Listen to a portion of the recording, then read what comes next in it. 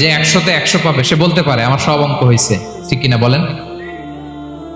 আর যে লাড্ডু গুড্ডু বুঝছেন তো, কিছুই পারে নাই, ঘোড়ার ডিম, তারও একটা হিসাব আছে যে সে কিছুই লিখে আসতে পারে নাই।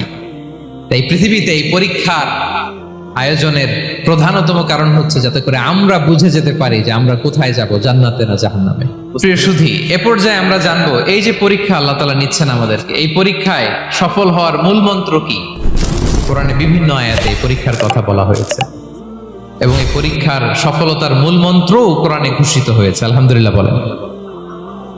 যে আয়াত দিয়ে আমি শুরু করেছি এই আয়াতে আল্লাহ তাআলা বলেছেন ওয়াবাশশিরিস সাবিরিন, নবী হে ধৈর্যশীলদেরকে আপনি সুসংবাদ দিন।